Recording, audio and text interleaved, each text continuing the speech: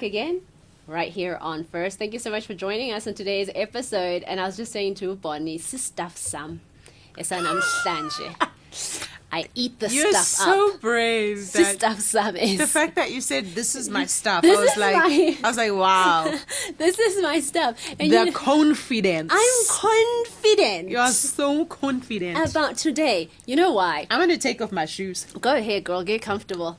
I can't take off mine because, bro, Oh, I see you. I don't want to be flashing the people of this world. Okay. Okay, so here's the thing. I feel that in the busyness of life, Yeah. in the business of life and the busyness of life, Yeah. certain things fall on the wayside. Yes. And currently, in this juncture of life, the thing that has fallen off the wayside for me is dating. It's dating. Yeah. Romantic love. Do you know what I mean? Yeah. And I kind of miss it. But before we get into it, by the way, this is the episode today. It's about love, relationships, dating, then, now, future, everything. Get your coffee, get your tea, sit down, relax, join us. In fact, there was someone online in one of our comment section. I think it could have been episode 2. They said, "Hey, can you guys talk about?" And specifically me, they were like, "Can Bonnie talk about her dating life, her past relationships, her da-da?" And I was like, "Why? Why? What have you heard? I wonder if that was my burner account. What have you heard?" It could have been me. Oh, it could have been asking you. that from like a secret burner account. Who knows? Either way, Do I you want to feel know. like I'm private about that? Okay, so this is hard for me to say as your friend. As your friend, I don't think so. But online, publicly? I think so. Okay. I think you About are. me dating. I feel as if you're one of those people who speak from a perspective of, here's my experience. These are the lessons that I've learned from a particular situation. Yes. You're not like, hey, umjala. Do you know what I mean? You're not like out there. the pandemic. No, you're not out there. I literally made, like, on my YouTube channel, I was like, I am ready and available for marriage. I'm here. This was last year. So I'm a bit more public. But I'll be very brave and say I'm ready and available for marriage. Ooh. I am. And I think we spoke about this in the episode that we decided not to flight, or was still gonna flight. No, Yes. there is one that was still gonna. Anyway, Okay. doesn't matter. Either way. I am ready and available for marriage, but it's not a priority. Wait. First things first, before we're so eager. I know. Or maybe you're eager. You're like, No, it's just really simple for me. It's Yeah. like, because as you know, like my lifestyle choices. yes. Well, you're getting into it again. First things Okay, first. Can we do a let's do first things first? Okay. Because somebody's sitting there is like, ladies, where's your mind at this week? Where you're at? What's your first things first? Got it. Yeah, give it to us. What's my first thing first? So here's a very interesting thing that keeps happening at my house that I want to share. Okay. So we have an attic. We just moved to a new house about 2 months ago, and we have an attic. And these squirrels keep coming into the attic, right? Attic. Bro, I'm moving. I don't know what my out. accent is anymore. I'm That's another moving thing. People out. online are always worried about my accent. Attic, whatever. Flow. Just go So, for it. Um, Squirrels in these the attic. squirrels get into the attic. I'm out. But in the attic is a trap. So the owners, Bonnie, please, can we not go with this? I think this there's is a going. little trap cage. No! What's going on? What happened? Did a squirrel get caught? No, listen to this. Oh. How this house that we're in now Yeah. has like a different type of upkeep. So the squirrel gets into the attic, it gets into the cage, it's a trap cage. So we put some peanut butter in the trap cage. The squirrel goes for the peanut butter. And because you know Colorado and squirrels. Yes. And squirrels are glorified rats, which makes this even more Colorado terrifying. has a lot of squirrels, a lot of mice, a lot of bunnies. Right? Oh, they're cute. Okay. Yeah, bunnies are cute. Yeah. So are squirrels. I think squirrels are just getting a bad rep. Anyway. We'll let you have it. So Go my on. first things first Yeah. is that I've like I've grown like a soft spot for squirrels. Anyway, so they go into this little cage, and then the trap door shuts. Boom. Then the squirrel is stuck in there. For how long? For a week. Don't they die? But here's the thing. They don't die because from the moment they get caught, because everyone's going Busy. about their life. Yeah. I'm going to work. The boys are going Yeah. to school. Yeah. It's a busy life. Yeah. It's a busy house, right? Yeah. No one can get up there to get the cage. Yeah. But the people who upkeep the house, Yeah. the maintenance people and Yeah. animal control type Yeah. people, Yeah. come in on a Saturday morning, and they climb into the attic and they get the squirrel that's stuck in the cage, and then they let it out. They drive like a little bit and they Right. let it out into the forest. Yeah. And then they come back and put the cage back in the attic. Yeah. But here's what's crazy. All of it is crazy. Is it all crazy? It's all crazy. And I think that's why it's my first thing first, because Yeah. it's such a crazy story. And of course it's happening to me because my life is a movie. Yeah. Do you know what I mean? Yeah. You know that thing about Yeah. my life. Yeah. Assistering se movie. Yes, right? Yeah. And then the people come back. As soon as they come back and they put the cage back in the attic, I give you 1 hour, there's a new squirrel caught in there. Bonnie, I can't do this. I can't. Like the imagery, my greatest fear in life is mice and rats. And squirrels are an extension of that family. But it's in the attic. We hear it run around. Oh! Like it's running around. And then we hear, and we know it's trapped now in the little cage. It can breathe and everything because it's like a little wire cage. What is it eating this 5 days? Nothing.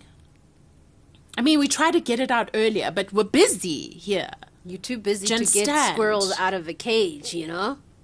No, but we need to get the cage out because we don't want to release the squirrel into the attic. Do you get it?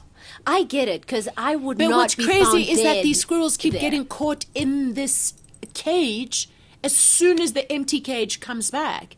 And so this Saturday, one of the people who came up, the gentleman who went up into the attic to get the squirrel, I saw the squirrel like lying in the cage like this. Is it the same squirrel? And I was like, is it dead? And he said, no, he's just weak. And also, the gentleman is Spanish, so his English is also... We're not hearing each other, so he had to translate on his... He was like, wait, got out his phone, and he was like, yeah. And then he said, speak, and I was like, is it dead? And he was like, oh, he was like, no, it's just weak. Could It's you just not weak." do dead like... I did. I went... There are ways to communicate.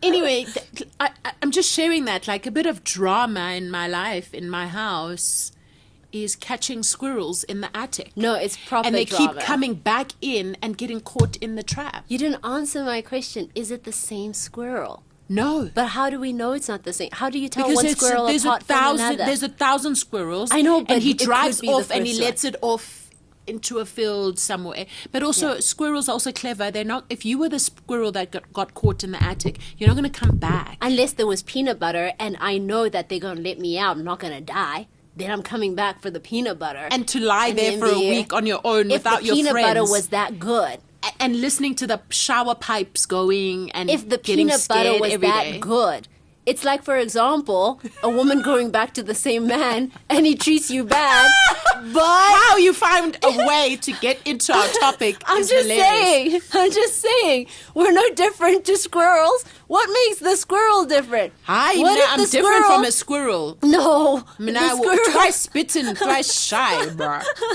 Might fool me once, but you ain't gonna fool me twice. I'm just saying.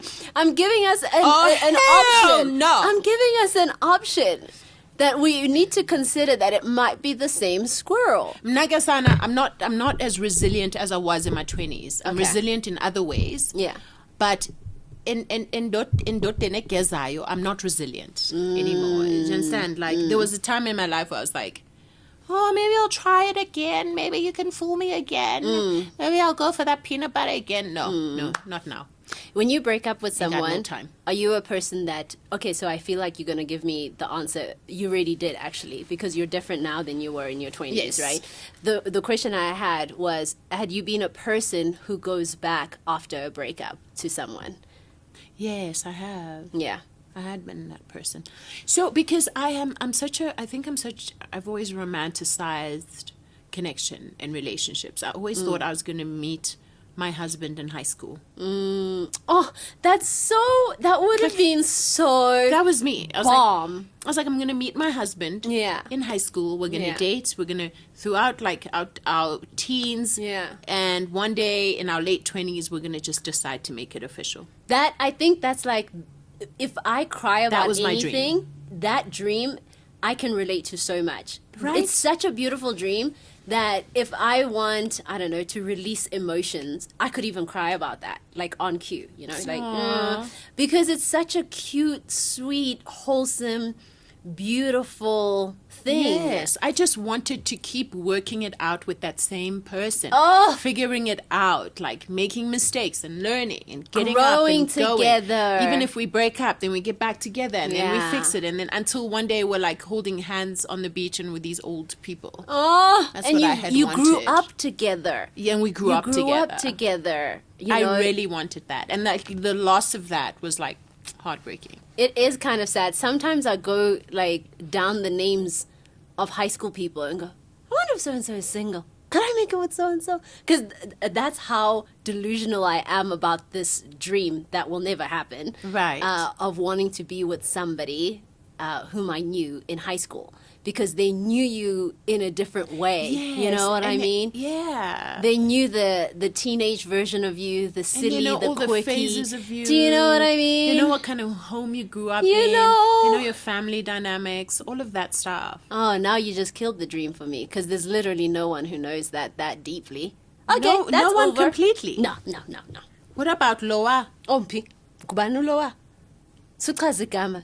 Soze kaloku. Chaza story. So, because we're not going to give, guys, I know you guys are going to want names, but we decided, but we're not going to give names of people because we're not centering them. This is our story. It's a story about our journey with love, not our journey with those individual people. Or individuals. But you know, the other thing about it is also there is a respect for those and the other individuals too, because they've moved on. Some of them are married. Some of them are living their some best of them lives. are new, very Do you know what I unique. mean? Yeah, we right, don't want to be right. here talking about them. No. Loa okay. igama lakhe Sunike igama, nike story, sithini story? Sithini story sakhe? lo bethanda udisappearisha. Ngubani lo? Hayi man, that's after high school kaloku. But it Boyfriend counts because yokuqala. it's those years. Well, boyfriend yokuqala, that's important, kaloku, because when I say high school sweetheart, I mean first love. Oh, I was so what is the word? I was so specific about it. I thought you were talking like someone actually in high school and so forth. Well, I met my first love while I was still in high school. So that's Ah, why. But I always thought I was going to marry my I first didn't know love. y'all met in high school. Yeah, we met in high school. Do you want to give us a story? Hayi kaloku, if I give the whole story, it's going to give it away. Okay, lessons you learned from your first love. Lessons I learned from my first love. Just give us two, because there's probably a lot. Uba, like, first love, impambano. Really? Like, I don't think ngenda pambana Yeah. to that extent in a Define relationship. impambano yakho. No, like I, What were you doing? if firstly, let me say, if I were to go back and make a choice about would I date that early on in high school? How old or were in those you? years? How like old? 15. Oh, okay. I just wouldn't. Okay. Because I don't think Ingondo like was ibivutiwe enough to be in like a healthy relationship and handle myself in a way that was like helpful to me. You know? Although ibi relationship that was like touched on very various parts of my life, like endlini, emsebenzini, socially, like it was that kind of a thing. But no, Sana. I That like thing, you're pambana Okay. because of a relationship. because of a guy. Sana. Like, Tell me, I what just were you doing? What is this definition of imbambano? cannot. Give me one example where you were like, mendiraka apa. What is that example? Mendiraka. Yeah. I remember one racking moment Okay. that I had, right? Yeah. We're in the middle of a fight. We're having a fight. Nina We're ngapi? doing- Ngexesha nina ngapi? No, Ngoku, the thing has been going on and on and on and off and on and off and no. And now I'm in like my early 20s. Okay. Oh, this is so juicy. Especially in your early 20s. It's so juicy. Sana, Yeah. I don't know what happened, but What we're happened? having an argument. Yeah. Don't. Athi yena uyahamba. Like, He's done with it. no, like uyahamba nje. Like, he's Oh, done with this conversation. This conversation is Okay. done, and ubhorekile ngoku uyahamba. Okay. Ndithi mna awuhambi. Okay. Okay. Nihlala nobabini? No, or- no, Okay. uvakashe. Nikokwenu, nikuye. No, I'm at my apartment. Your place. Yeah. Okay. Uyahamba yena. Yeah, uyahamba. Yeah, okay. Uthi, whatever, I'm out, I'm done. Like, as you do after a fight. I say, awuhambi. You're not going anywhere. And and you can feel yourself racking, but you can't catch yourself. You can't go, Bonnie, come back. You want to, but you're gone. But isn't You that... can see yourself there far away. Then I say, awuhambi, and then so I lock the door. Wow. That's illegal, Bonnie. That's what I mean by racking. Yeah. I lock the door, I take the key, I put it in my pocket. Ndithi awuhambi. Bonnie, he could have pressed charges against you. Oh, okay. Then, he's like, Bonnie, open the door. This awuhambi. Like, we're gonna have this conversation, and this conversation is, we're gonna resolve this thing. Now he's bored, and now he's getting like irritated and frustrated. Now he's looking for a way out. He's the squirrel. He's the He's a squirrel in a cage, and he wants to get out. And you're saying, well, you gotta wait 5 days for animal control. Come. He's a squirrel. Stop. That's why he keeps coming back. Stop it. So he opened the window. I was living on the second floor. No, he didn't. Did he? Okay, then what happened? He opened the window and jumped out the window. Bro. Beniraka no babini. This Because rak. that's proper craziness. But the crazy thing is that I'm watching him do this, and nothing in me is saying, open the door. Omnimdana is now about to jump out of a window and he could get hurt. No. No. Thank heavens nothing happened. But can you imagine having to explain? So bruh, like, I think after that day, I was like, What's cooking? I I don't want to be this crazy. Yeah. Like, this is not a thing for me, Yeah. Yeah. So So I think how we might be able to plot this is how we were in relationship in the beginning, how we were in the middle phase, and where we are now. Is that kind of like, does that work for you? sorry, I'm still at jumping out the window, second floor. Where did he land? I don't know.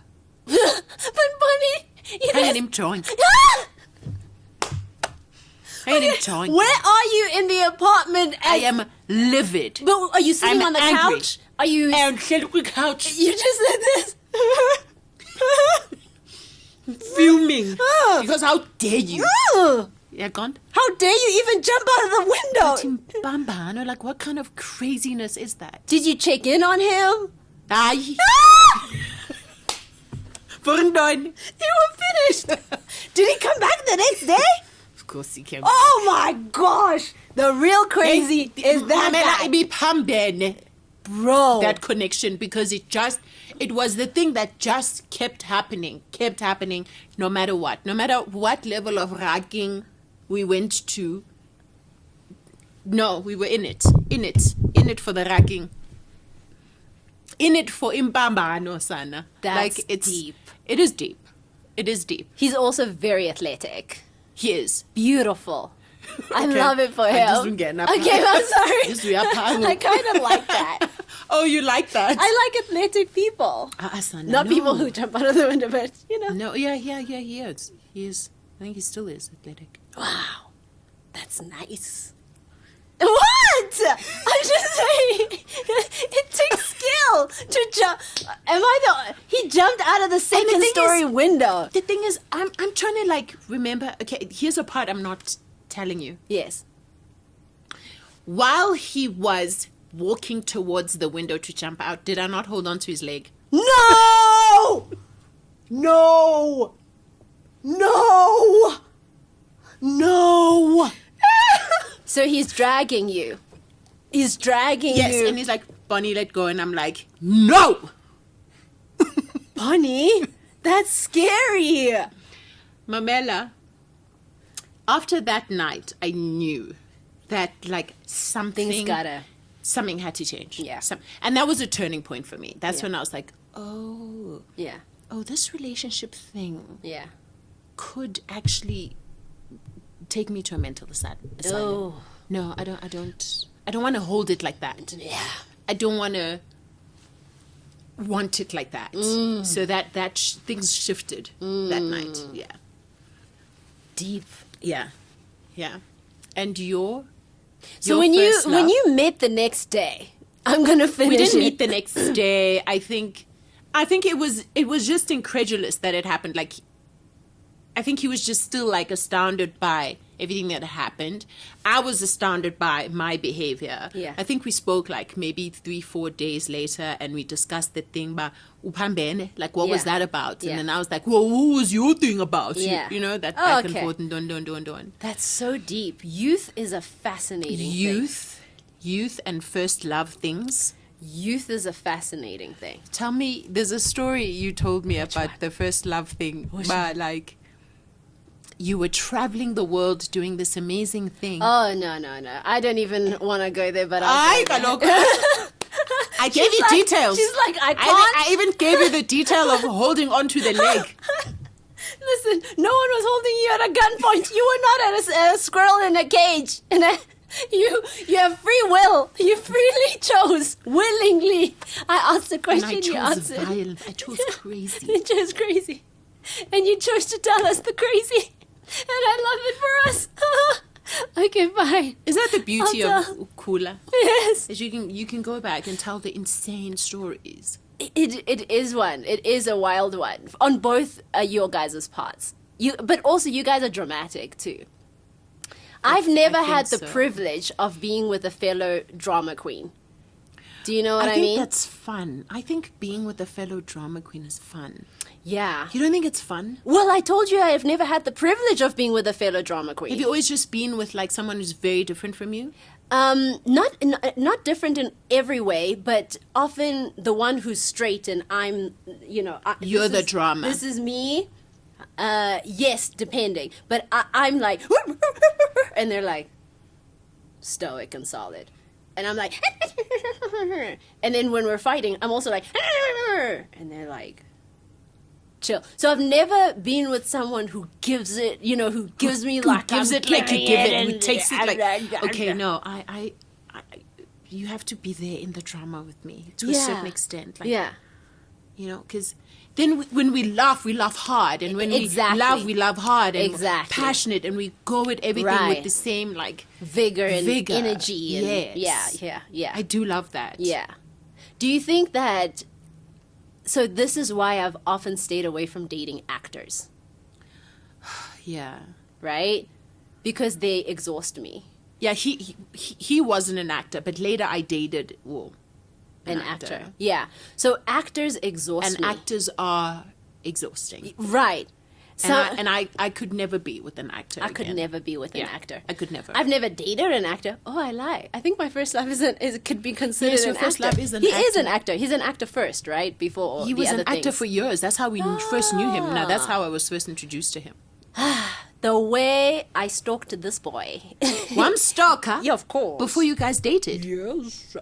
So Ubumbonepi. no, we all knew Look at him. the pride you just said that with my yes. Well, what's the problem Yes. with it? I knew I Stalker. wanted him. Stalker. Yeah. Let me define stalking in case, because I have a different definition. Somebody else might have a different definition. Okay. Or you might have the dictionary definition. I'm not meaning that. I'm not meaning go to jail kind of stuff.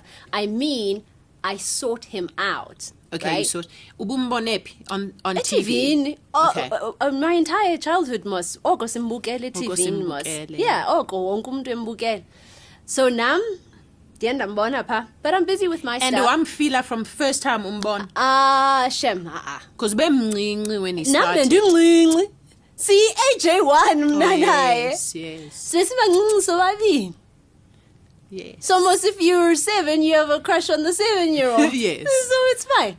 And he was Yeah. when he was on Yeah, TV. besibancinci okay, sobabili. cool. So bendimbona nje ba, that's nice. The stalking happened when I knew I was about to meet him. Nah. Oh. So here's the story. So there was a person whom I liked in high school, but they were older than me. So they were in varsity, they were working, they were a professional person, whatever. Okay. So ndimlinci umdala. This other person, not the first love, this other person. Yes. And yeah, so just as this is why I agree with you when you say dating when you're young might not be a good idea. It's mindless. Your version of dating could be getting to know, various amounts of people, but not Right. getting attached to umdoi one. Not- Do you know what I mean? yes. Not going further than you can handle. That And kind not of thing. going further than holding hands and maybe Do you know going what to I mean? a movie. Hang out, but like hang out with Yeah. multiple people. Unga isolate nomntu besendaweni Yes. qha nobabini. That's and important. don't get physical. That as simple as that, right? Exactly. Like just focus on friendship. Just into zabantu abadala. Zibe ngabantu abadala, izinto Yes, zabantu abadala, yes. masihlale kwabantu abadala. So I think there's something to be said about that. Right. Because it can mess up the mind. It ne? can. So I'm in high school and I happen to meet this director and I'm like, whoa, ne? I act in this thing, Nalo and just like, director. the director, ne? When I crash kulo director. Yes, but this is not the first love. I need to make it clear because Okay. the first love position belongs to one man and one man only. Okay. And he's deserving of that and he's amazing. Oh, band. Always was, always has been, and I'm so grateful. Oh, no. No. So this was crush before. Just crush. Or just crash. Okay. However, he saw me, he sought me out, this director person, and now I'm like, oh, you know what? And then when I hear he's interested in me and I become interested in him, took me for a whirlwind, Shem, director Buddhi. But I also have a very protective family. Uyamazi? Of course, Ndiyamazi. And so, uyamazi, uyaziwa. So then, umama. At any point, kangathi jonga umncinci from now. Besingekho that far apart. Maybe like 4 years. Ndiyambona. Uyamazi? So maybe like 4 years. Yeah, but to be catch. Robber! Mhle, in that swagalicious kind of way. And ahead of his time. Yeah, And doing big that's things. the thing. He had the power, Yeah. And I was like, ooh, power. And so then at this time, I'm like crushing and I want to go on a date. Shemi, he took me on my first date. Mm-hmm. Very, very sweet. Mm-hmm. And I felt like I was in the movies and very respectful, drove me home. Just the age difference really does matter. Yes. Guys, because the things that we were talking about, he was sharing his dreams and goals, and he was always very age appropriate, but, still hanging out with me, but very age appropriate, and there was a clear, romantic connection. And I liked him, and he liked me, but he was also like ungumdana. But we're hanging out still, right? And we maintained that boundary. He maintained it for us. I was like, oh, I can be grown. And he's like, no, you cannot be grown. So he always maintained the Fast. respect. Then funuma fast Shem. Fast. You know what? This is the thing. I have been so blessed that God has brought to my life and funuma fast abantu bathi Men whoa. Yeah, I've had a lot of experiences with protective men who were Absolutely. like, Whoa. You know what I mean? Yeah. It's been so yeah. it's such a blessing, and also it stands. I'm actually remembering someone who. Okay. Huh? Someone who was very protective, someone unlikely, someone I hadn't expected to be that way with me. Mm-hmm. Also very well known, but was so protective. Was like, he actually stopped. We had just kissed, And he stopped and he went, "You are so special. And I'm so into you. But I will hurt you. Oh. Because that's just the guy I am. And you're the last person I want to do that to." And that moment was so beautiful. Wow. It was so, like, it did something in restoring my idea of just men. And it was in my, like, 20s. And it was just such a special thing. And I've always had, like, the deepest respect for him. Because he was just like, you don't deserve, like, what I would do. Because that's just he's who very I self-aware. am right now. And there's a kindness there too. Yes. Also, He's God no was longer looking with out. us. He's no longer with I'm us. sorry to hear that. Yeah. He was a musician. Yeah. That's amazing. Yeah. Him, I could say Yeah. what his name is because... Go ahead. Should I? Yeah, go ahead. It was Utukulo. It rings a bell. Help me. TKZ. Oh, So, sorry. and that's massive. Is everything fine with And that's sound? massive because of who he was in terms of, like, bad boy, Tsotsi Fantuka, what. He was actually just like, not you. Not going to do this to you. Wow. And that was like, it was an interesting moment for me. It was very affirming and it was very healing. Healing is right. Because beyond that, we continued to be friends. Yeah. And he would pick me up at home, come chat to my mom, and we would go out and hang out. But he had, like, warned himself. That's so But I'm not going to be lovely. this person to this woman. And I just found that extraordinary. So these are stories I love to hear about men. Same. Because I feel like we need duality in this experience, right? Yes. There are terrible and difficult situations and Right. circumstances that have happened to people, but then there's also these kinds of men, Right. Who are not just one thing in one person. You know, they can be bad boy here, but then also do a good thing here. I don't know. People are we're so textured as human beings. Yeah. We're not just one thing. And that moment had taught me how a man is with one woman does not necessarily mean that he's that way with another woman. Like, That's right. it's interesting, right? Yeah. Like how one person can highlight a different side to you or make you want to be something very different in their space, you know? And I think what's so difficult about us having this conversation is that Yeah. a lot of the people that are in our dating history or past or whatever are well known. So we have to, like, Yeah, out of tread respect. so cautiously. Right, and out of respect for everyone, for right? sure. Because I don't want my name coming out of someone's mouth and be like, Sure. But this one I could do because Yeah. it's honoring and Yeah. it's someone who's no longer with yeah, us. yeah. R.I.P. to I him. respect that. Yeah. Yes. Yeah. Wow, where do we go to from here? I know, right? That No, was no, quite unexpected. Yeah, it was unexpected. But You I brought up value that it. memory, actually. Really? How? Is there something, I don't know what it was you I said. think I was talking about, somebody saying, hold on. Yes. No. Oh, yes. Someone protecting you. Yes, I've had people do that for me. And I think that it formed the way that I see men today. Because I've had men who have protected my honor, protected my virtue through the years. And that's been my experience with men, that I have a very dear soft spot. You know what I mean? Yeah, I've actually had a lot of those instances Yeah. of men just being protective. Right. Being like, my true nature Yeah.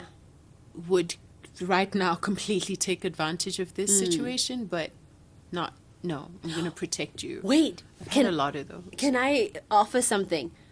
My true nature is what's protecting you, not the way I'm moving right now in the world. Like the truest sense of me is what's yes, protecting the real you. me. The real me. The man I want to be. Yeah, the man that's inside of me, but for whatever reason, is not the version I'm living as. Wow, I love that. Yeah.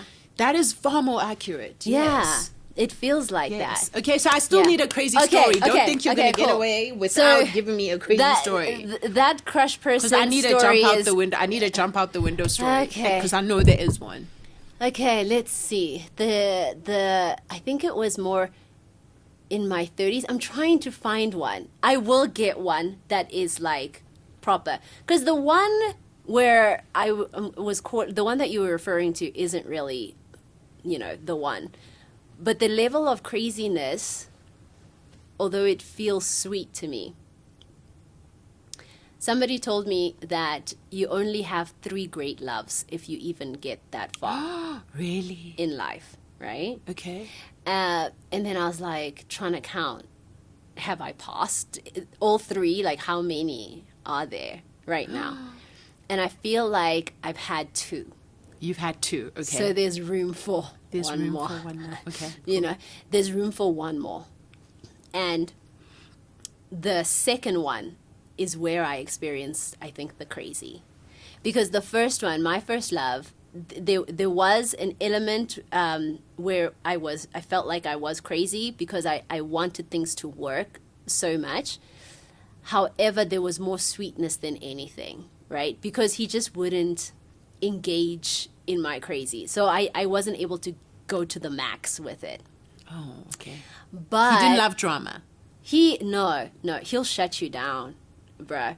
Like, bring drama. He's so silent to the drama, and then he'll bring God in the conversation. I'm out. Like, if I'm into the drama, I don't want to talk about the Lord. Okay, Give me the drama because match my drama. Yeah, what I'm doing right now has nothing to do with God. I'm aware. Okay, I'm aware of how wrong I am. So I need you to go into the darkness with me. And he just wouldn't go into the darkness. And he wouldn't go to the abyss. He wouldn't. He loves the Lord. He's that person. I would be like, trying to kiss and da-da-da. And he'd be like, this is against the teachings of the... And I'm like, we'll repent tomorrow. I'm like, we'll repent tomorrow. No, maybe. But I didn't think of it as corruption. I just thought, like, come on now. We're dating. Yeah, but he's like, I feel like he even pulled the Bible out at some point, like, to try, like, to calm things down. He's like that. Okay, that's special. It's very special. That's so special. I know. I hear why you say it was so sweet. So annoyingly so. Fast forward then. I met a fellow heathen in my 30s, okay? Yeah. So now, in the 30s, I met my drama queen. Where when we get dramatic, we both get dramatic. Also well known? Nah, we call him the German. So now I met my match, So then the issue and the fight between the two of us was always so fickle. It was nothing but it ever was big. heated. It was always heated. And it was like, it could escalate. Absolutely. And it always would. It always would. And what I remember now was like the day that we actually broke up.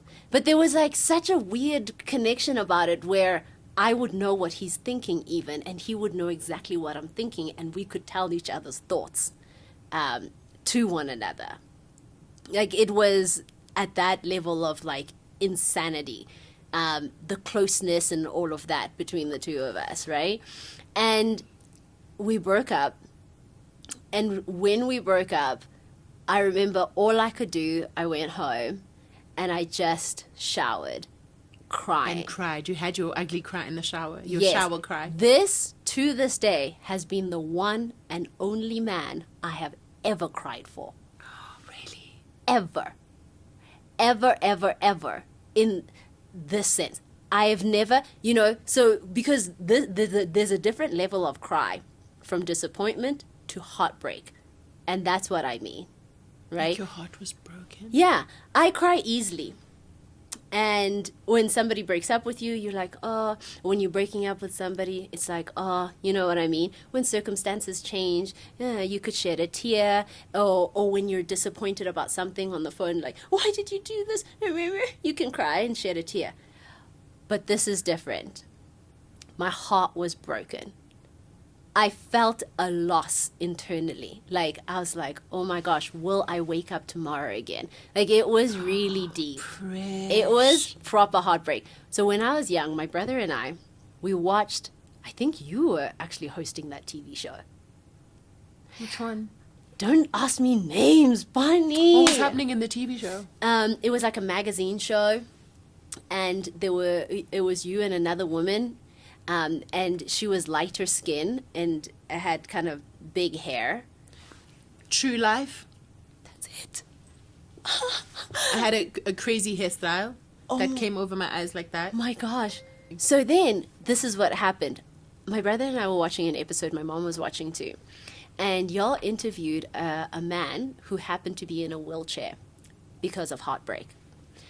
What? Yes. Do you remember someone we interviewed on a show? Yes, because it was that significant. Our guests were what? So this man had been in a relationship with someone, and then he experienced like a severe heartbreak, and he couldn't walk. Nothing physical happened to him, but due to the heartbreak, he could no longer walk anymore.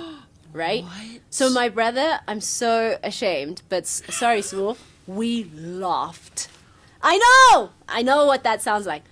We were like, what kind of an idiot would not be able to walk? Heartbreak, yeah, man. We're teenagers. And I think Ngiyamkhumbula lapho. So we're like, what is this? And he wrote a book about it, didn't he? Oh, I don't know. I just remember that.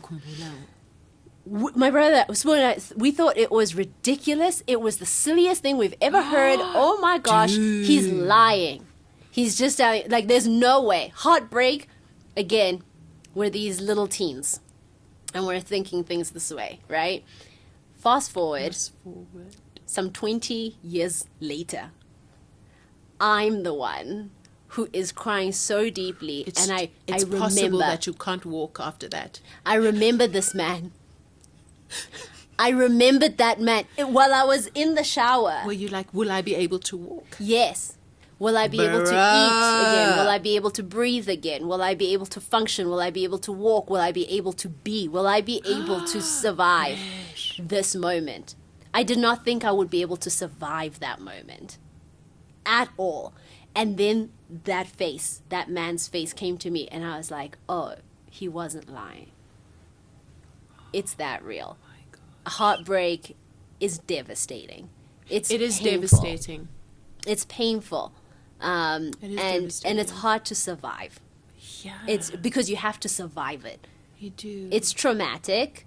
Mind you, I had already been divorced then. Like, a lot of things had happened in my life and everything. Yeah.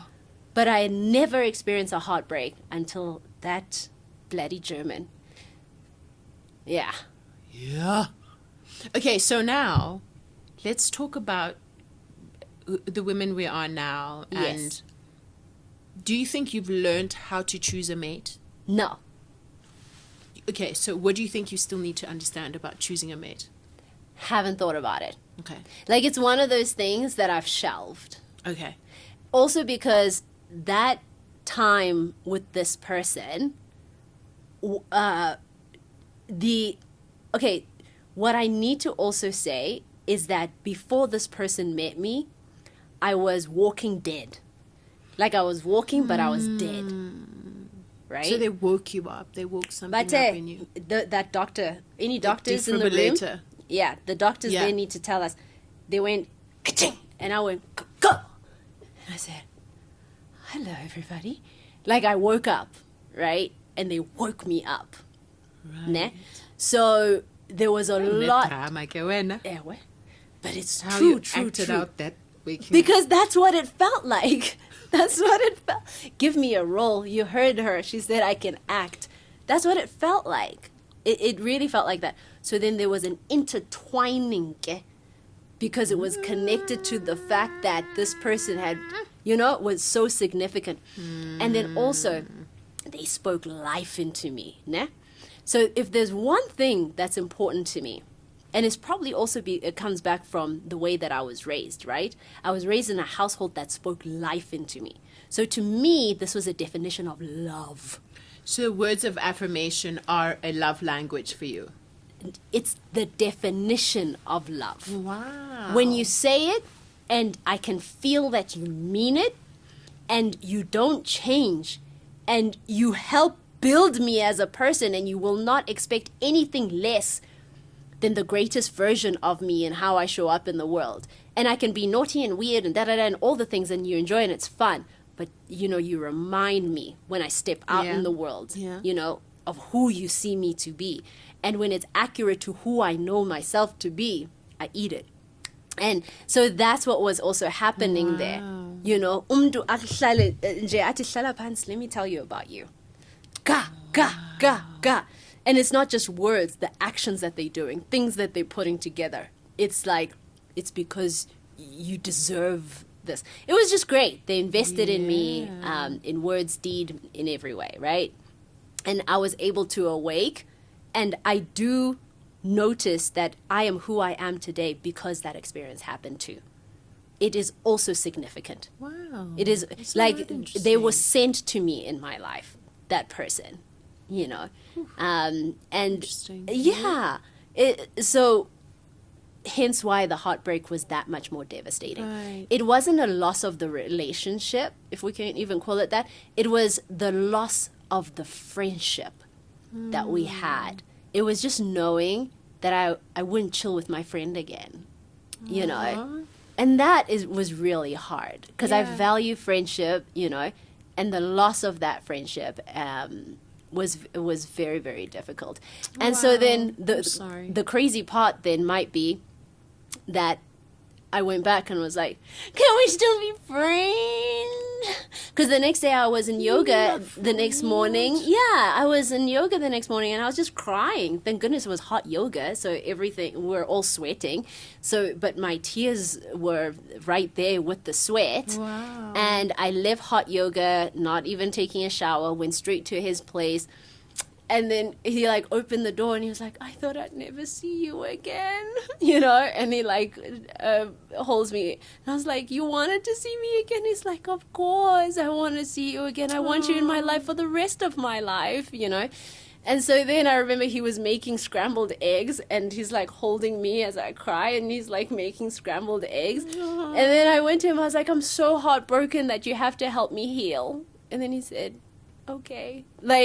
So I was like, you broke my heart, so you heal it, That sounds heavy. So that's what it was. So I think I know, I've learned what to expect in a mate that I want. Share. And I think that something we don't tell young women enough is that you get to choose. You get to choose a healthy love. You get to invest in a healthy love. You don't get chosen. You get to choose.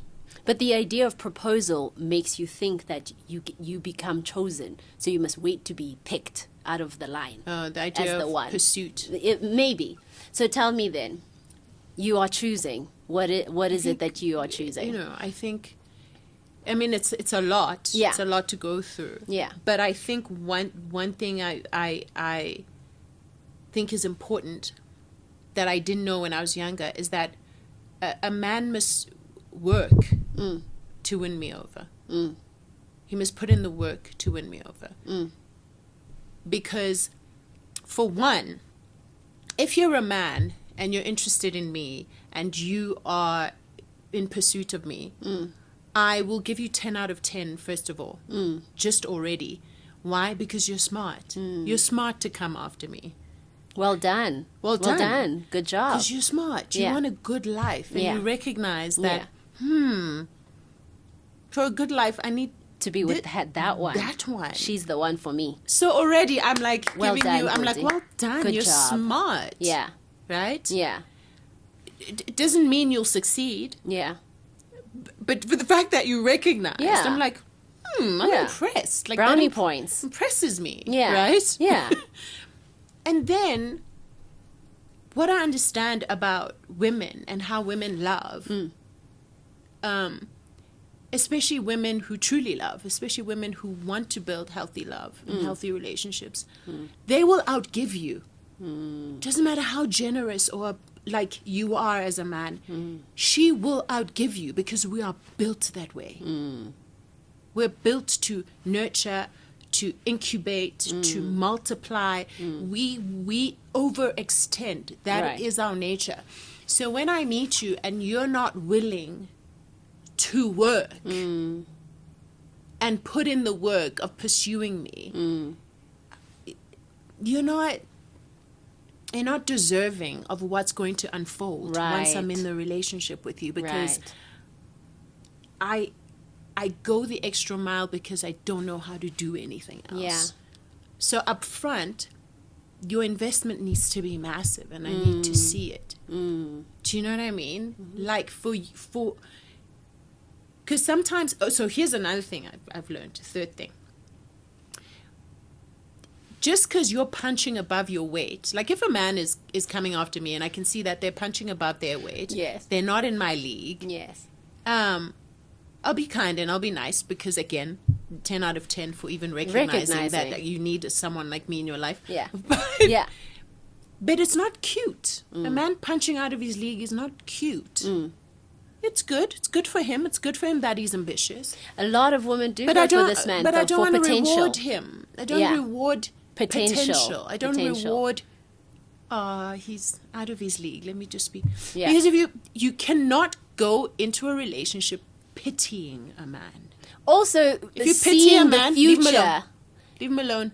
It's. I don't think it's often we think of it as pitying. I think we see something. We're like, wait, man. This one. Potential. If I can,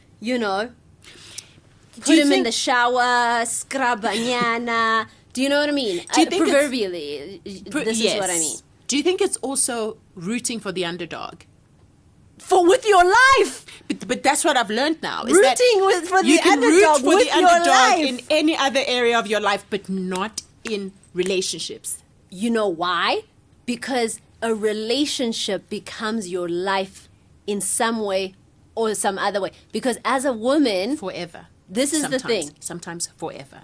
Sometimes forever. We need to be very choosy about who we connect ourselves to. We need to be extremely choosy about who we choose to be by our side. Because the damage the wrong person can do permeates. Iyanuka. It can work itself into every area of your life. Exactly. It stinks. Yeah. To the point where it chases away aspects of your destiny. Your light. Your life. Your light. Your wealth. Your wealth. Yeah. Even your potential. Get with a man you're not supposed to be with and you will be ugly. You will actually become ugly. Can we tell the truth about this? Uzaba mbi. Mbi ebsweni. Mbi. Now those John were gone by. Hey, there was a time, Godwa, I don't even recognize. Because yes. Bro. The wrong man will put a shadow on you, will cast a shadow into every dimension of your life. Isithunzi. So now, yes, we also isithunzi, right? The other thing, thinking of isithunzi. I've also learned that men date you for isithunzi sakho. Explain. So men, this is like... You mean the positive aspect of isithunzi, because the one that I meant is not you meant the dark positive. one. No, isithunzi as in your aura. Okay. Are there different definitions? Well, nesiZulu masithi unesithunzi. It means unesidima. Like you've got aura. And your aura is felt. It's present. Somebody teach the me. The force is with you.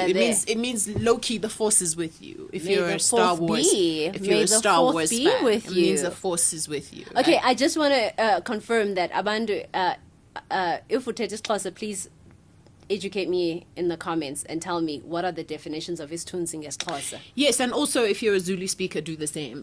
But from what I understand, isithunzi is like my mom used to say, like meaning bakhona, like, or unogazi. I laugh. The definition, Xhosa, is the one that you've just said, and I've just made up my own definition. The way Xhosa Sambi. That's very likely. Anyway, go on. So I believe Yeah. men approximate the woman that they want to be with, or that they decide to be with the level of power that they imagine themselves to have. Mm-hmm. And in some ways, the woman that they choose becomes their shortcut to power. Mm-hmm. And sometimes when a man chooses you and recognizes your power, it doesn't necessarily mean that they are prepared to handle you or prepared to work with that power or know the cost of having that power in their lives. But that's the power level that they imagine themselves to be. And so a woman becomes representational of that power. Do you really think men give that much thought to this? It's subconscious, but it's so sometimes, I mean, God knows why men do some of the things that they do. I'm not going to want to be an expert on men and why they do the things that they do. Yeah. But what I'm learning also is that just in my experience, I have to be very careful the kind of man I give myself to or allow to be with myself, to be with, because whatever I have earned, whatever I've worked for, whatever I come with, whatever I have generated in my life as far as my self-development, my growth, my reputation, yonke into, gets attributed to him, because society has the habit of attributing power and like, what's the word, like attributing men something that they haven't earned. Okay. So okay. I'm losing the word. So so a man will be attributed success that he has nothing to do with, because society always assumes, but it's because of Landota. She's glowing because of Landota. She has this thing and that because of Landota. Because she has a business because Landota. So even things that they haven't even earned or had nothing to do with, that will be attributed to them. So because society is going to give you credit for things that you haven't earned, yes, they attribute credit to things that they haven't earned, you have to show me that you're worth those things that I'm going to be losing. Yeah. So the same way when you quote someone for a job, let's say like an emceeing gig, you think about a hosting gig, you think about what you're going to wear, how much it's going to cost you to get ready, the transportation, Now I understand that when I consider whether a man can be with me or has what it takes to be with me, I take into account all what am I gonna the things what's that this are going to cost me. What's this going to cost me? How society is going to tax me. Yeah. You need to be worth that. Yeah. Do you understand? You need to be because worth moving it. in the world as a woman is tough enough, right? But if you're going to benefit from whatever I've managed to work hard at and grow within myself and cultivate, you better be worth match it. Yeah. You better match it. Yeah. The other thing we were talking about earlier, when I said to you, men are takers. I feel like men are takers naturally. They're trained to take from a young age. And women? And women are socialized to be understanding. They're socialized to be humble, to shrink and to be humble, and maybe to assist, to also not articulate it, right? And to not articulate it when they want, exactly, or when they want more, or that they're gonna take, right? Because it's impolite, or it's not feminine, or it's not right coming from a woman. Even the aspect of us talking about power too, to say I like power and I want it. Oh yeah, I like influence and I want it. All right. And I'm sure there's men out there listening going, yeah, but women do it too. So fine. Like the way that men think that women, like for example, love imali, we say, whatever. They'll even go as far as calling them gold diggers.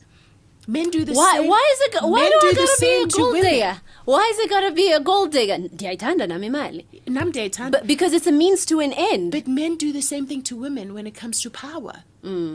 That's why Indota will go as far as to lie and say that they were with you. Not because they want other men to think that they got it.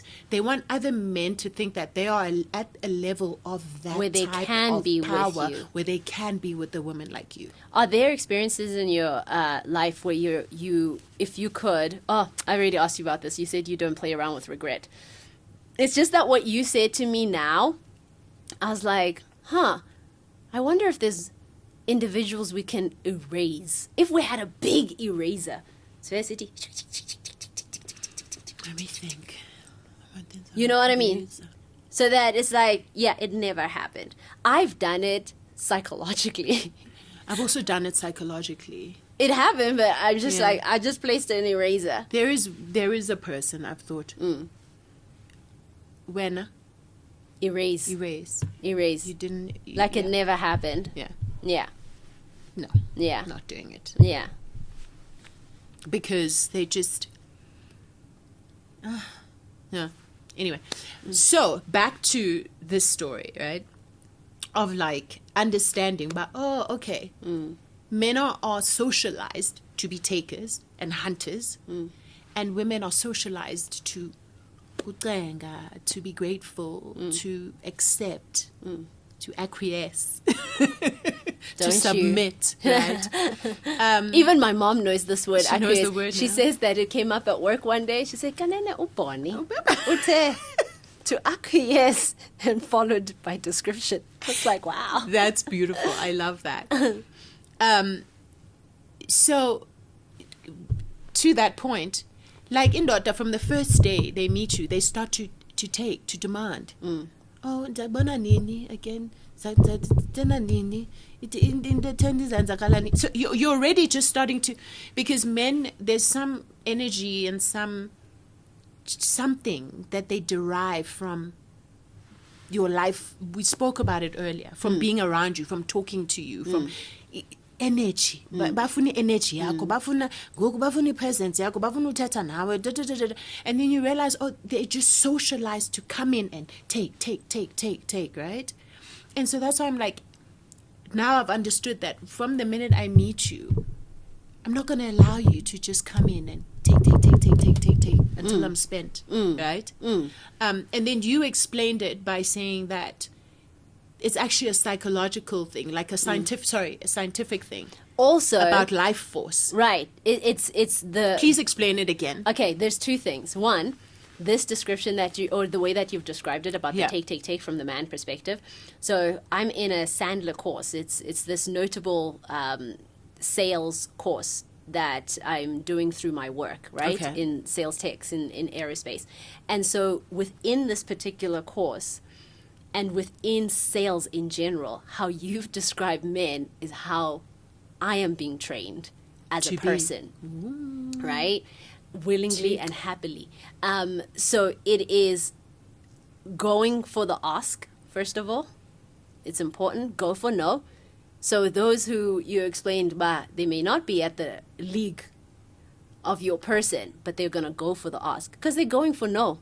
They know it might be a no.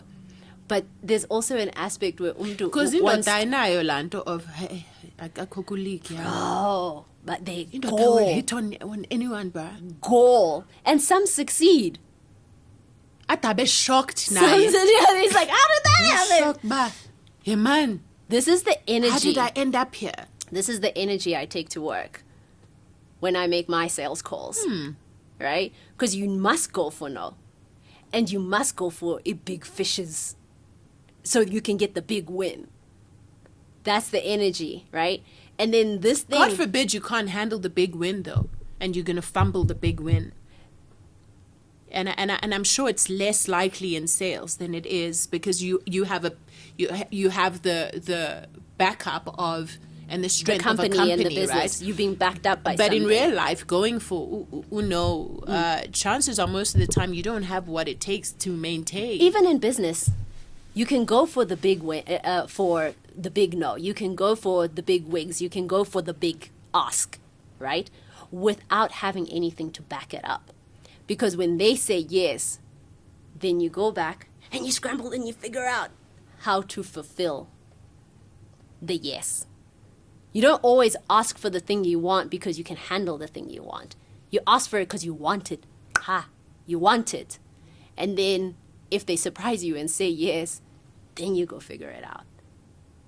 And I wonder if it's happened to you, because it's happened to me multiple times in my life where I've asked for something big, not because I thought I was going to get it, just because I wanted the thing. And then you figure it out later? I always figure it out later, because I'm never prepared for the things that I ask for. I generally don't ask for things I'm not prepared for. Oh, I ask for everything. Really? Everything, especially the stuff I'm not prepared for. And then when I get it, I'm like, dang, cool.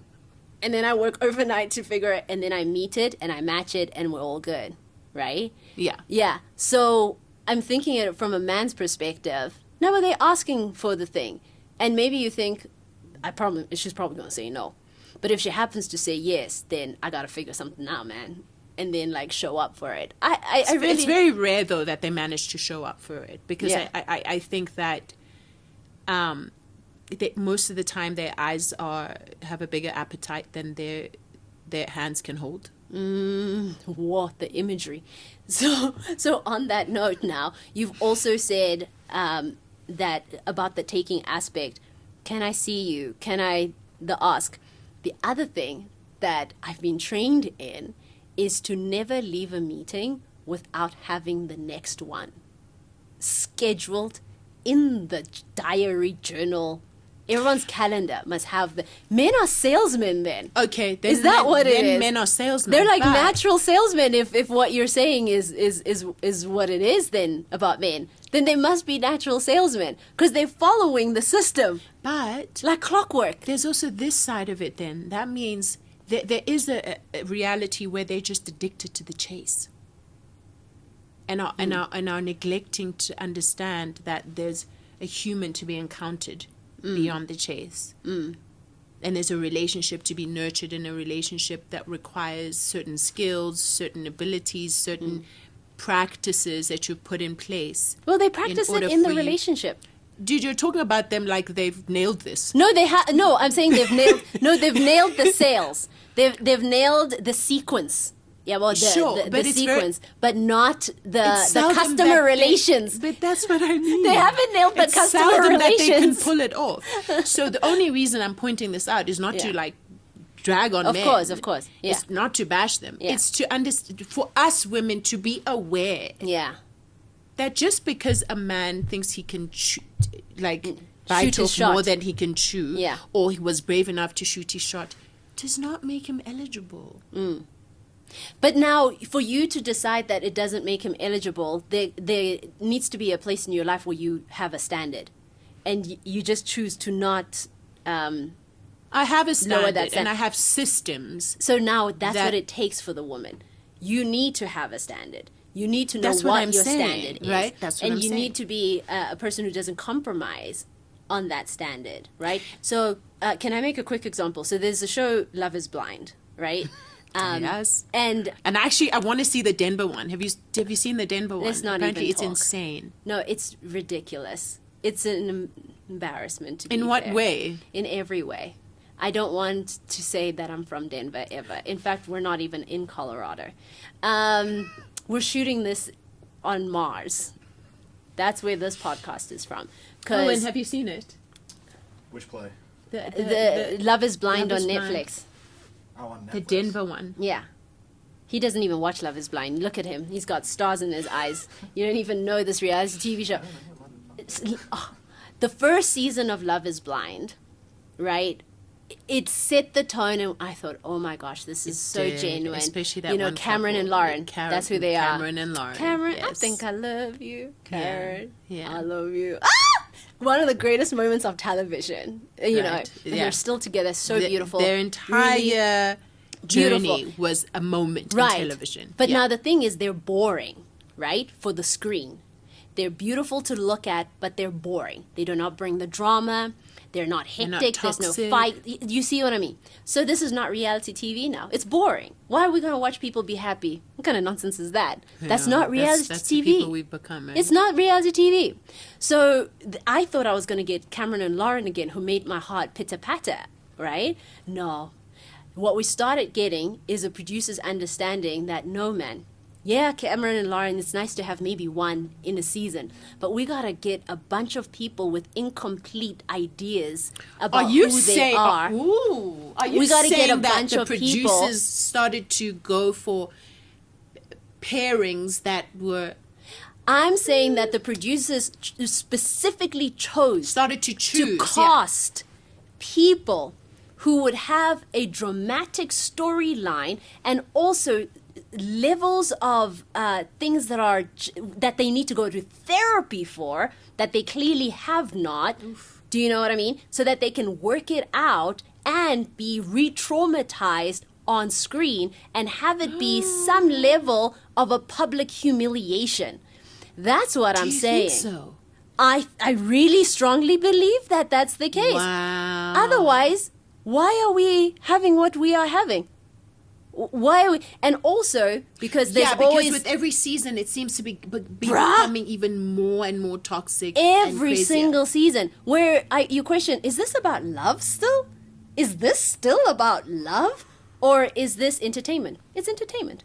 That's what it is. It's entertainment. Just like back in the day in the Colosseum, you're watching gladiators fight for their lives to the death.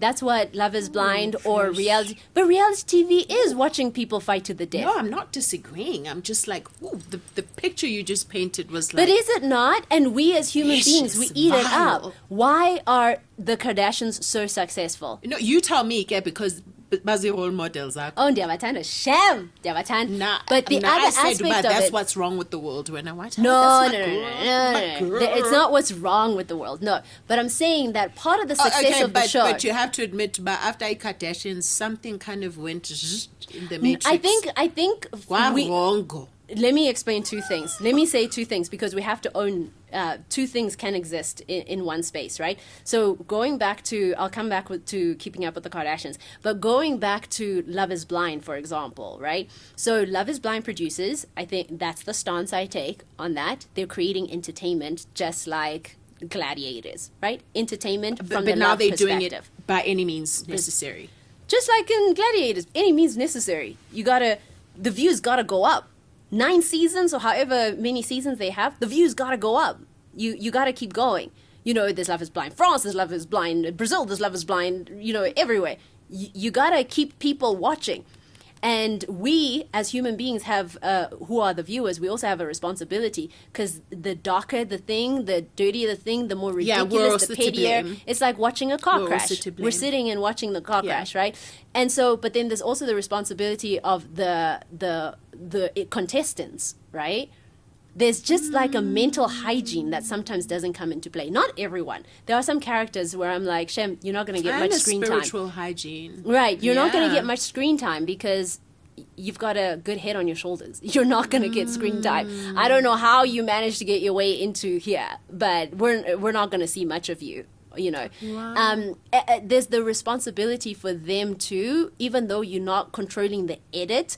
But there is this understanding that, yes, you are in this experiment. Yes, you are, coming there to find love. But many are coming to find fame, not love.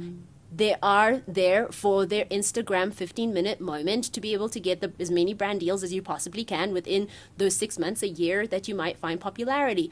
And also, in order to find that popularity, sometimes people act a certain way. Right? Not everybody can just be themselves in front of a camera. So a lot of folks, there's a character that you pull up, and you play the character, you play the part, and then edit does its own thing because, post-production tells its own story. Own story, yeah. Right? But we keep watching. The editor's the real storyteller at the end. Yeah. Yeah. So we keep watching. After all the elements have been gathered. Exactly. So production knows the outcome that they desire. Yes, the stories unfold in front of them, but at the end of the day, And they angle towards that. they angle continuously. towards Yeah. entertainment. They angle towards high views. Right. They angle towards getting the next contract. I don't believe that they care about people. I don't think they care about love. I don't think that that's the aim of it. At least that's what I think. Wow. Yet I still watch. Wow, that's a remarkable stance. Yet I'm there and Thanks I'm for still sharing watching, right? And then with regards to the Kardashians, why I bring it up, because it's all reality TV, right? Social media is also some form of reality TV. We all have, all of us have our own reality life has TV become shows. entertainment, Yeah, right? our Like, lives are if entertainment. life is not entertainment, we don't want to be in it. So the That's sad what's thing happened to comes the world now. when love is entertainment, because that is also where we've Or taken it. dysfunction is entertainment. Right. Dysfunction in love is entertainment. And this is the topic that we're talking about, right? Relationships, love, and all of that. And so what has happened, I feel, and this is why I value that you have stayed private about your love life. You have stayed private in that sense, because you're not, or never have been, using it as a form of entertainment for people, because it's that sacred. And it's that meaningful, and it matters that much. And it's sacred for my children. Yeah. You know? Yeah. In the same way that I move very carefully within my home in terms of what I expose my children to, I do the same with the public. Yeah. You know? No, that's good. Yeah. That's good. Oh, you were saying about But the Kardashians. I am confident that I have learned healthy ways of understanding how to choose a mate and what man I can expect to be with. That's I'm grateful beautiful. for that. That's beautiful. I feel like it's something that I haven't given time to just sit down and carve out. And because of that, I just choose to be out of the dating pool in my life currently. I'm like, I don't really know. I know what I don't want. But I'm not quite, I don't have a definition of what I want. I just know what I don't want, and I just don't have the mental real estate to figure out what I do want. But what I do know is that love is costly. That much I do know, that relationships are costly, right? And when you choose to attach yourself to a human being, there is a part of your power that you are choosing to put down and say, Well, to okay, I'm surrender, letting go. yeah. You're surrendering So a part of yourself. Yeah. So you know what's really interesting? In Proverbs 31, when it talks about a Proverbs 31 woman, Yeah. it describes her, right? All her attributes, what she does, who she is, her nature. She works that woman. She works that woman, Yeah. right? She's remarkable. Yeah, right? the lights on, working. But you know what it also says at the end? It says that the man who finds her, he will be at peace with his enemies, or something like he will sit. There's a blessing upon this. There's a blessing there's upon. a I blessing wanted to upon grab this my man. phone and Yeah. check it out. Yeah. But basically that he will meet with his enemies at the city gates. You know what the city gates represent? What? Commerce, business. So this blessing will multiply. It will multiply in this Right. man's life, right? But I think men know that. I think men are aware of that. Hence, I started out with this saying, more women need to know this. Women need to understand Their value. Yeah. their worth, and that women need to start to be taught this and socialized in this way. Do you know what I mean? Because what's going on? You repeatedly, you're hearing the same story of amazing, strong, hardworking, powerful, gorgeous woman just being duped into being with someone who just becomes like the worst mistake that they ever made. Bro. For them and their children. Bro. Because I will tell you this, giving and surrendering your power to a man who's not equipped to be with you or prepared to be with you, or is not the one you should be with, leaving that man communicates such a loss of power to him that he will spend the rest of his life making yours and your children's lives hell. Hopefully not. Hopefully not. But it is that dangerous. No, I see the danger in it, and I agree with that. It is a cumulative reality. And I feel like I'm speaking from existence. From experience. Not I feel like I am. To be with someone that you're not supposed to be with, who's not at the level of whatever, or who's punching above their weight.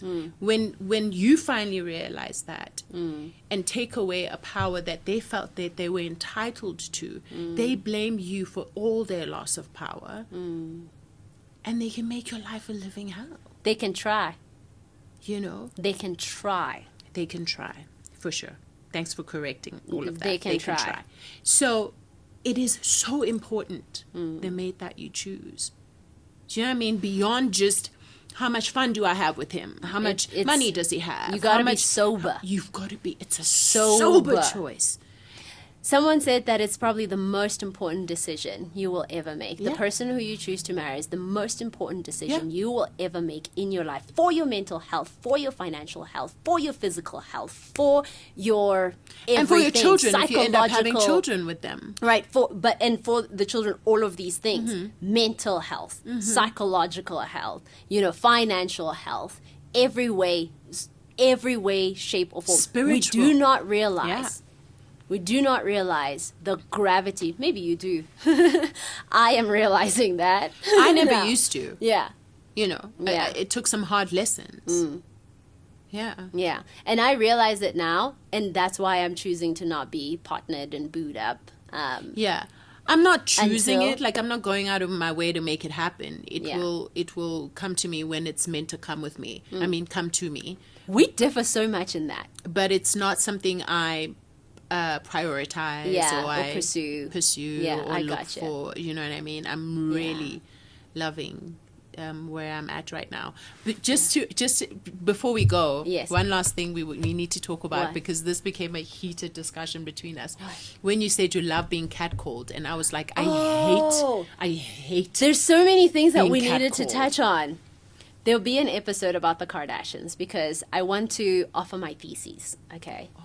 No, I want to offer it because the Kardashians have influenced me in such a positive way in life. Yet I understand the vehicle. I understand your popping eyes, buddy. I understand everything. But there's also another side to it. One. Number two, being catcalled. Should we I leave don't it think for there's a another problem. episode? Okay, I just don't think there's a problem with being With being catcalled. catcalled. Especially in South Africa. Ntombazana, wawuzomuhle. You're lying. It's because you haven't had it happen for a very long time. I was home just a then couple you- of months ago. Yeah, but I mean, you weren't exposing yourself to Abafana Masekoneni or those guys. over there. Bengekho phaa, There are Kone. women who, when you live with that every day, The danger. becomes like, Wait, okay. Again, we will differ. Dukulele Lokshin, being catcalled every day And you used as to I love came it. from school. I didn't hate it. I was like, wow. And then sometimes so it's the person funny. you like. I don't mind it. The place where there's a danger is when there is when they get angry. verbal abuse or some kind of like trying to come to you physically, or you know what I mean, when there's some level of abuse. But if somebody is just like seeing what they're seeing and appreciating what they're seeing as you walk, when I lived in New York, catcall, I'm like, cool. I no don't one- ignore. no one must Really, catcall me. No- I don't no care. one You're must just saying catcall the me. things. Sometimes, Uzanishela ku LinkedIn. Ndishelwa ku LinkedIn mna. okay, buddy, I love that for you, but not all of us are shallow Xa in ufuna LinkedIn. undishela, uzandishela But ku there's a LinkedIn. difference, though. Are you Uzanthumela marrying? i-CV, Oh my, uzanthumela bantu i-CV, bakuthi. undithumele ne-company profile True yakho. story. Listen. Listen. Not all of us are being Stories. shallowed. True stories. Not all of us are being shallowed on LinkedIn. No, but we're But I saying, also wanna say- indoda mayishele ku LinkedIn. Yima man, when yenza lento into apho ayiyo Don't lento catcall me. dithethayo. Man, mamela. What I'm saying here is I do not mind catcalling. I'm not saying I'm going to date the guy catcalling. I'm not saying I'm going to marry the man catcalling, because that's never going to happen. However, I enjoy it for what it is and I move on with my life. Oh, I I'm think- not there in the stance and the I find it to placards be about such a catcalling. violation of For who? space. For what? What did they violate? They just saw your my beauty. space. What space? Do you own the breath and the air and the oxygen? Yeah, but I do own my space. Did he invade your space? He just Because mentioned what he sometimes sees. it's invasive. They catcall you in an invasive way. Now that is where we step into abuse, Bonnie. This is what I'm saying. When umdu sees you pass and they say, you know, I don't know, honey, you're so gorgeous, or like, oh my gosh, you're a babe. You don't think you don't think that there's a way that they could consciously do that is helpful and affirming? You don't think? I Beyond feel like just having this knee-jerk reaction to go, see, I've never heard these This is why it's important for us to have further. What are these? Whatever they say. What right? are they saying? They've only said umhle. Cha, bathi kumdi That's not the umhle only thing they nditheni. say. And What- then when you don't respond, then they start swearing at you. Let's define catcalling then, because I may have a different definition. Me, catcalling is when you walk past a man. No, they never do it when they're on their own. When you walk past, they always have to be in groups when they catcall. When you walk past a group of men, because three, it's whatever. trifling. Because they are trifling. And Okay. suddenly they feel brave enough Okay. to act foolish. I don't because think they're in a it's group. I don't think So- it's that deep. Okay, I let's think start you with the grave it. definition. Indoni I cat calling. To call a cat. According to Can you. explain Elonto. To Explain me, like cat calling it's as a when definition. you walk past men and they call out what they think is beautiful about you, or like, girl, that dress looks so good on you. Ah, girl, you working that afro, whatever. Da, da, da, You don't da, think there's a You're more hot. respectful way it can be done? I don't care. I'm walking You past. don't want to be respected. Nah, suka. Why do you need to put Uligati words? wena. Ay, Uligati. suka. No, I think you're just putting words in what I'm saying because you have a stance I'm on not. it. I think it's disrespectful to And I yell agree. things at people I agree walking that past. it is to you. I'm saying that when men call out the things, I don't feel Do you a do it sense to of people? disrespect. Do people walk past and you yell things at them, even if they look amazing and even if it's a compliment? Do you go, "Hey, Owen, oof, those jeans look so fine on you," or "that butt"? I have done it. Not That's about the terrible, butt. Precious. Not about the butt. Not about whatever. I have said, That's "Oh my awful. gosh, that dress looks amazing on you," and then like But carry you're on a woman walking and and you're whatever. non-threatening. But why are they threatening? They haven't done anything to threaten you.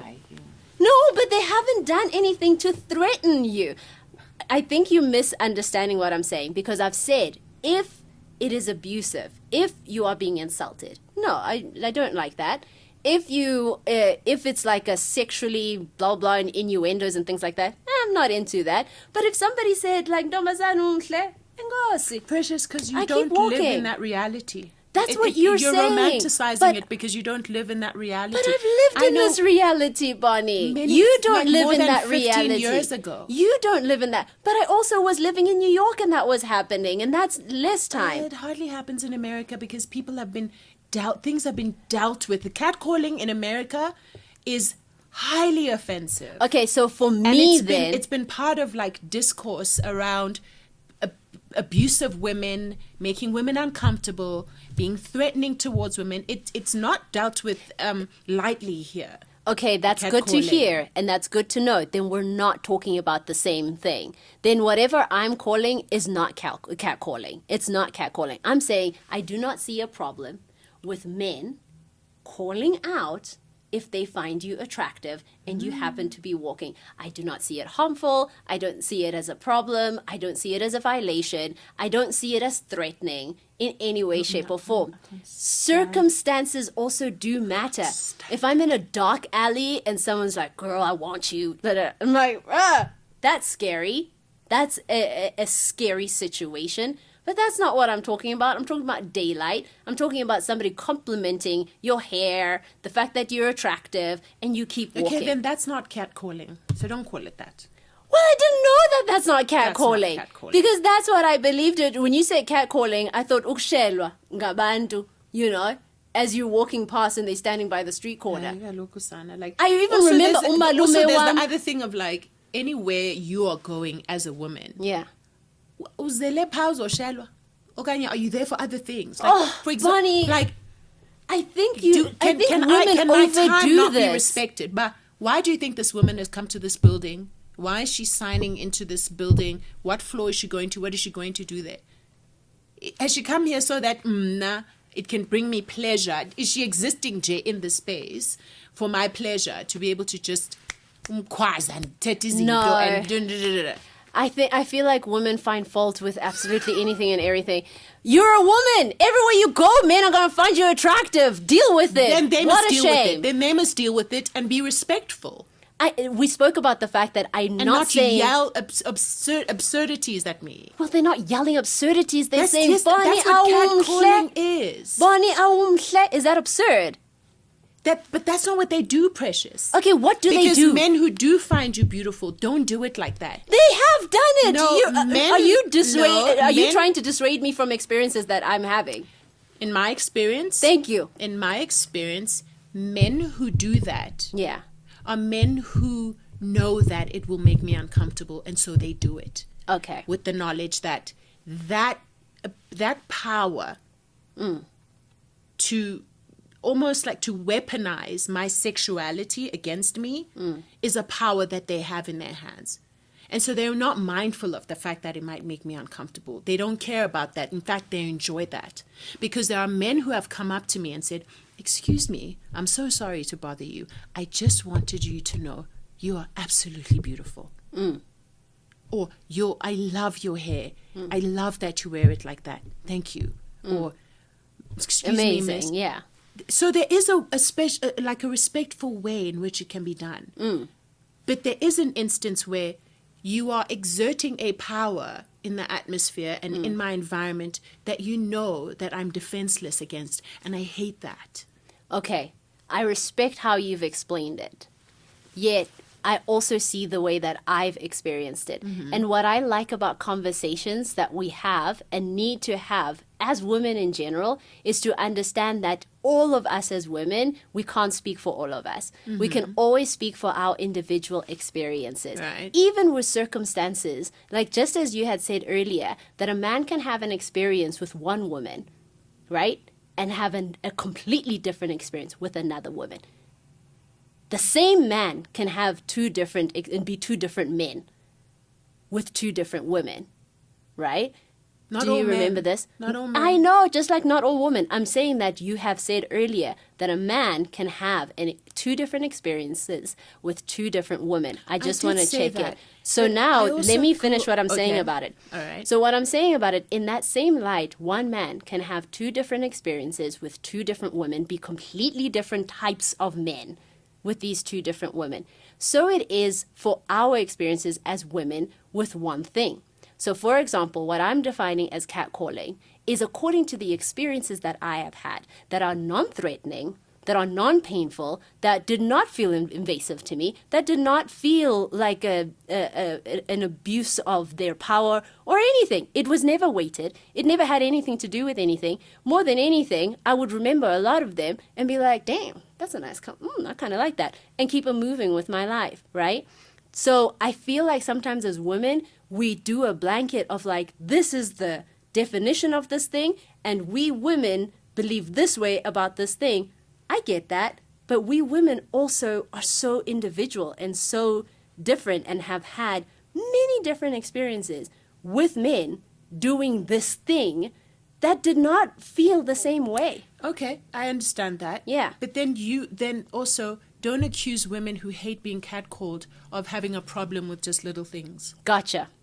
That's also like dismissing their Gotcha. preferences. And dismissing the way that it you makes feel them about feel. it, and also dismissing the experiences that you have had with it yes. that I'm not privy to. Yes. Right? And I feel that dismiss too of my experience, no matter how flighty they are, because then there's a pull on, see the depth of there was no freaking depth. There was just a lighter. But I then come from that experience, and then it's like, dang, I didn't see the other level that a woman has experience of it, nor did I note it because it was never my experience. Yeah. And it goes back to an episode where we mentioned that this is why conversations matter.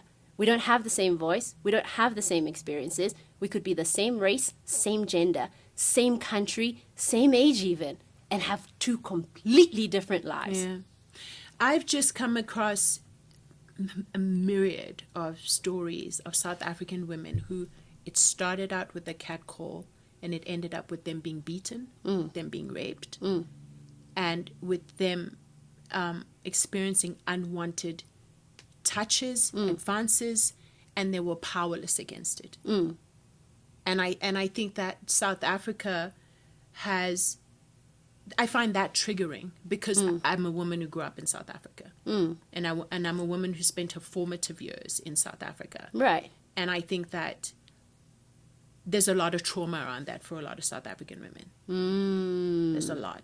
And I respect you sharing that experience as a South African woman who grew up in South Africa, and I had this other experience of the same country, and I don't think I'm on my own. Just as those women have many women who have had the same experience that you've just described, I think there's also many women who've also had an experience with men or men saying things that is not traumatic within their memory. I think statistics would argue with you about what women have gone through in South Africa. No, when it comes to sexual assault. I'm not talking about sexual assault, Bonnie. I'm not talking about sexual being assault. Sexually threatening. That's not what I'm talking about. I feel like you're pulling this into a place where I was I'm never saying, at. as a South African woman, I come from a country with statistics. But you're that speaking as if prove- I'm not a South African woman Okay. who did not come from the same country. Do you understand But what there I'm aren't saying? many women in South Africa who've experienced catcalling peacefully. There Okay, aren't many. we can leave it at because that then. statistics will prove that. Okay, then that's fine. But I still stand in the fact that I can still have the experience and For it be the sure. case, but not diminish the fact that there is this other experience that women have. I just like sure. the concept of neither being diminished, that they stand. No matter what the numbers are showing, I'm still a South African woman who had her experience. And it's not false because I'm not in the grouping that had a different experience. Yeah. But I can see how it is triggered if a person has a traumatic connection to a thing, an idea, and in this case being catcalling. So for me to enter it from a non-traumatic experience, I'm not the one to have this conversation with. We're having it. I know, We have a but I'm like, podcast. I now know that I'm not the one, you know, because I don't come with the necessary nuances of the masses. But you can be empathetic. There's nothing wrong with being empathetic. Do you feel that I'm not? I think that you're dismissive of what has happened to a lot of people in how that space is an opening. For, like, there are women in South Africa who can't even run or walk the streets. Like, I don't take the freedoms that I have here lightly. Like, the fact that I can go out at any time of the day, walk, run, go to the shops. There's so many freedoms that I enjoy here that I could never have dreamt of in South Africa. Even as a woman with means to safety, means to resource my life with safety measures. I still feel way safer here than I've ever felt in South Africa as a woman. And it's actually even changed my nervous system. So that's all I'm saying. And I think that I entered this conversation not privy to the trauma of the aspect, because when we spoke about it, it was from a shallow point catcalling. Hey, we spoke about it from that light aspect. Hence why I kept it in that light aspect. Because if we're going to talk abuse, then we talk abuse. Because I grew up in an abusive household where there was domestic abuse. I'm very much aware of abuse and the seriousness of it. So it's not something I would ever take lightly in any way, shape, or form. So don't think that at all. It's just that the entry of this conversation was just that, or at least my understanding of it. So that's where I was at with it. It wasn't about violence and rape and women in South Africa and dismissing that. That would never. That wouldn't be the case, you know. It just wouldn't make sense for me to ever be from that perspective or diminish something of that nature. So where my stance was definitely not where I feel like you were coming at it regarding this topic, or the experiences that you had with the topic. I wasn't making it about rape and abuse. Yeah, I'm saying that catcalling leads to that. is in the same category as a Okay. disrespect of a woman's space, of Okay. a woman's right to be in a space and not be bothered. There is a belief amongst men in South Africa that they're entitled to that. That if you're a woman existing in the space, they're entitled to say whatever it is that they want to say to you because you're a woman. There's like no expectation for them to handle themselves differently. So that's all I was saying. Perhaps no self-control and all Because and they're all just and not all. expected to. Okay. Whereas in other countries, that's been severely dealt with. And those things have been demarcated. Like, you don't treat a woman like this because then it's classified as this. You don't do that in public because it's classified as this. In South Africa, there are no classifications like that. You know, and so people are okay for one thing to lead to another very quickly. So the way that you are explaining it and understanding it is that this one thing, which is where I was, I honestly still see it as this one innocent thing of somebody saying this thing. It can be an entryway to them thinking that, oh, I have this one step, let me go this step further, let me take this step further, because if I can do this thing, then that means I can do the next and the next and the next and the next. I just think I go out of, like, I'm in a lot of these conversations with women, and I listen to a lot of these conversations and experiences that women are having in South Africa, and it's hard. It's really rough. There was a woman on TikTok the other day who was just crying uncontrollably because she was like, I was at a supermarket and this man was standing behind me and he kept saying these things to me, these things of complimenting, and I was ignoring him, and then he moved closer until his body was touching mine, and when I told him to step away, he started hitting me, and nobody around me did anything. Just a simple story like that, where you're like, these stories are a dime a dozen. So I guess I just don't play around with the idea of anything like that being cute. An invasion of someone's privacy, their space, and their right to move unbothered and untouched and unaffected by your sexual ideas or feelings or desires. You know? I think it's triggering. It's super triggering. I hear you. Yeah. Well, thanks for hearing me. Sure. And I'm glad you have a fun, light experience of. Let's not Usha even and bring what- it up. Let's not even. I think it's No, rare. I don't think it is So valid. that's amazing. No. I think let's let it go, because it's like I also want to. I don't know. It's just I have a lot of things on my mind, because I also want there to be space for the fact that it's not every woman, to not say at the same time, to not seem like if something has happened to you, you're not heard. But then there are those who have different experiences, and that is what it is. Do you know what I mean? But then there are those who have had this other experience, and it is what it is, and it is painful, and it needs to be looked into. I genuinely think that in future I'll scrutinize a conversation first, so that I know what potential trauma triggers it may have for a person. Yeah. Yeah. And maybe also we have different. It's worth noting, like, what catcalling is versus paying a compliment. You know. I think that some words or some definitions have like been clearly defined. Like, catcalling and complimenting are very different things. Okay. You know. No, I'm just saying, like, for No, everyone, it's even fair. for people watching, like, No, it's fair. if you have a definition of how we could look at catcalling, or how you see catcalling, or what you think catcalling means, one thing can mean one thing to one person, and something else can mean something else to another person. So in terms of defining the word catcalling, I think that maybe that also could have brought a lot more clarity to the conversation earlier. For sure. Because I definitely wouldn't have approached it from the way that I did. You know? Yeah. If I knew that it came from a place of trauma, that it came from, attaching all these other traumatic things that happened to women, and specifically women in South Africa. Because I was talking about something completely different.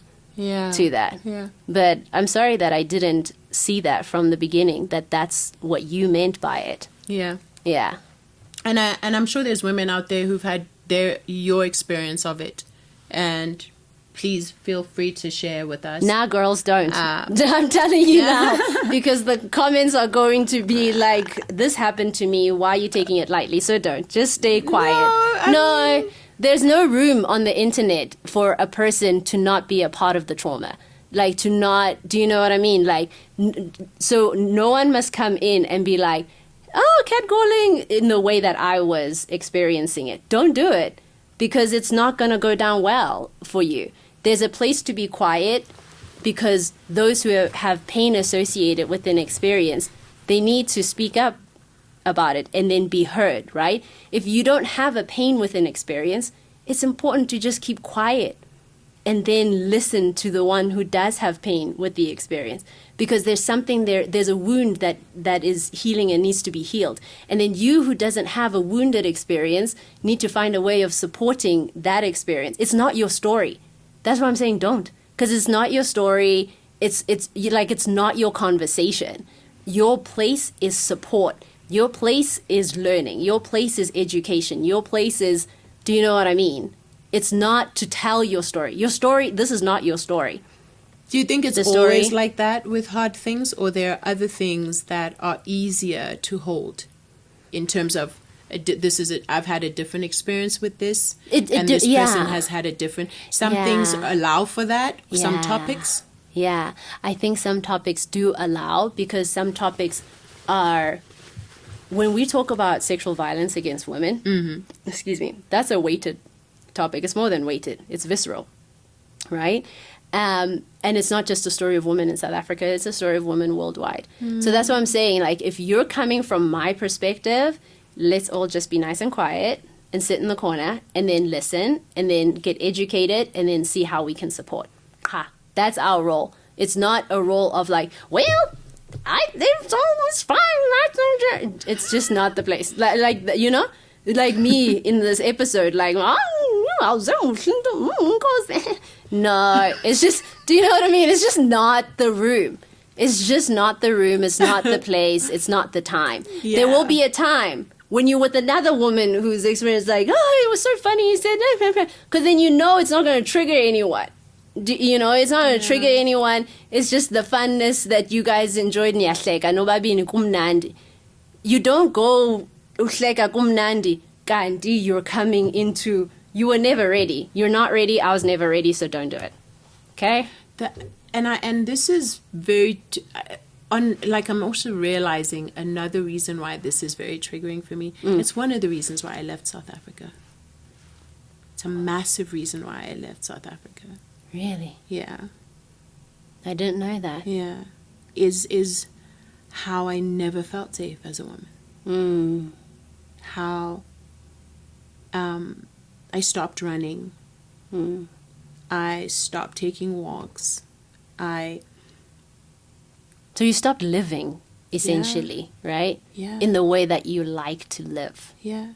There was a time in South Africa in the recent years where there was just a spate of gruesome killings of women, like where femicide was just spiking, and women were like in terror. You know, and many of them still are. And that's when I started to make like serious decisions about leaving and not raising also my sons in a space like that. You know, because I could see the effect of it on them. You know, so it's just, and I'm very aware that there's a lot of women who can't leave. Who don't have that choice. Who don't have that available to them, but they would love to. You know, and the anxiety, for safety, the anxiety that comes with that, with moving through South Africa as a woman daily. Yeah. So, yeah, thank you for listening. Yeah. Thank you for holding space. Not just for me, but for the many women out there who that, like, this is still a reality for them.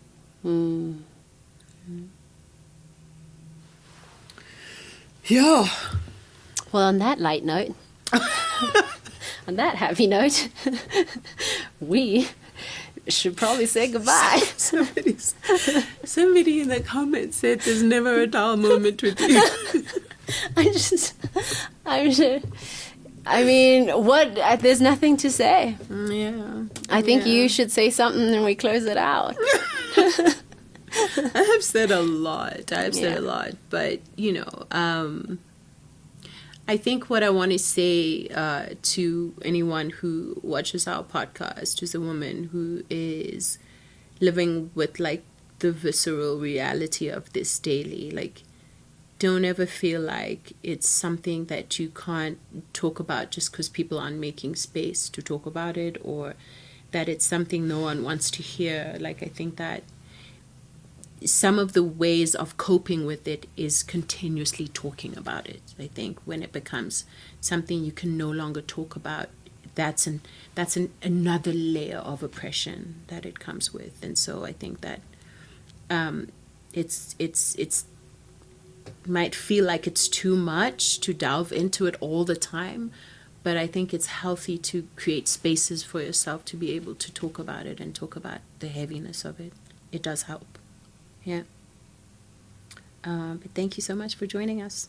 We love you.